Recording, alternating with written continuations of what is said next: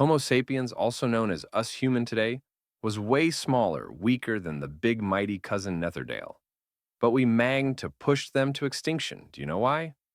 Well, the quick answer is we play dirty. But let wind back a bit to understand what actually happened. To really get how we cheated our way to the top, you first have to respect the Neanderthal. For over 300,000 years, they weren't just surviving. They were the undisputed heavyweight champions of the Ice Age. They were shorter than us, sure, but they were built like tanks. Their bones were thicker, their joints were more robust, and their muscle mass was incredible.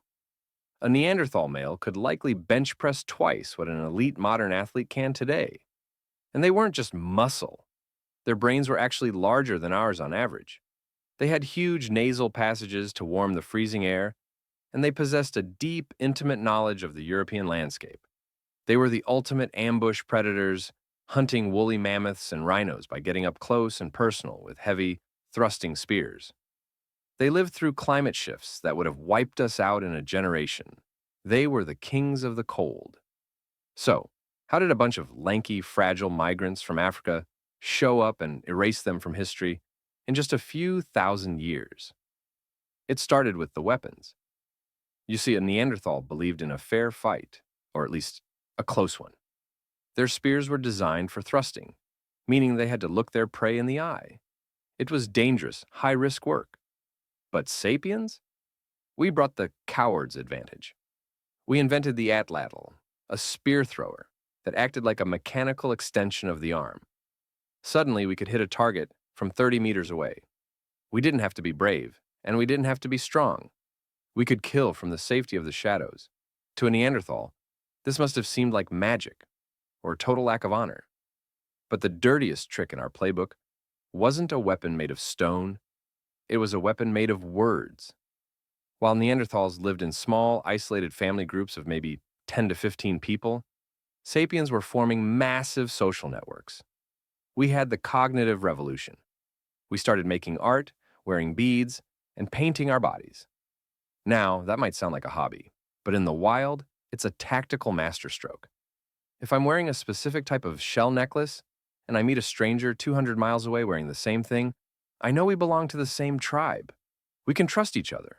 We can trade. We can share information about where the bison are moving or where the water is clean. The Neanderthals didn't do this. Their groups were so isolated that they eventually became inbred. They were islands of strength in a sea of sapiens cooperation. When a Neanderthal group ran out of food, they starved alone. When a sapiens group ran out of food, they called in a favor from a neighboring tribe. We outnumbered them not because we had more babies, but because we had more friends. And then we brought in the mercenaries. There is a growing theory that sapiens did something truly dirty. We allied with a different species. This is the era when we began to domesticate wolves. Imagine being a Neanderthal, already struggling to find food, and suddenly you see your lanky cousins hunting with a pack of four-legged predators that can track your scent and never tire. We didn't just compete with them. We changed the rules of nature to box them out. As the climate began to flip-flop violently, shifting from dense forests to open tundras, the Neanderthals' ambush style became useless. They needed those forests to hide. But sapiens? We love the open plains. We were built for long-distance running. We tracked the Neanderthals to their last refuges, and we didn't necessarily kill them all with spears. We killed them with competitive exclusion. We took their best caves. We hunted their favorite animals. We ate their food before they could get to it. It was a slow-motion genocide. We pushed them further and further to the edges of the world, to the very tip of Gibraltar, where the last Neanderthals likely looked out over the ocean, wondering where it all went wrong. But here is the final twist in this dirty story. As we pushed them toward the edge, we also got close, very close. We know now that we didn't just fight them, we bred with them. We didn't just destroy their species, we absorbed what was left of it. If you have ancestors from outside of sub-Saharan Africa, You're carrying the genetic ghost of the Neanderthal right now. Their DNA helps your immune system fight off modern viruses and affects how your skin reacts to the sun. We won the world because we weren't afraid to use every advantage, no matter how unfair. We used long-range weapons to avoid a fair fight. We used gossip to build armies. We used wolves to hunt our rivals. And we used the environment to starve our cousins. The Neanderthals were the mighty warriors of a bygone age. But we are the descendants of the ones who were clever enough to play dirty.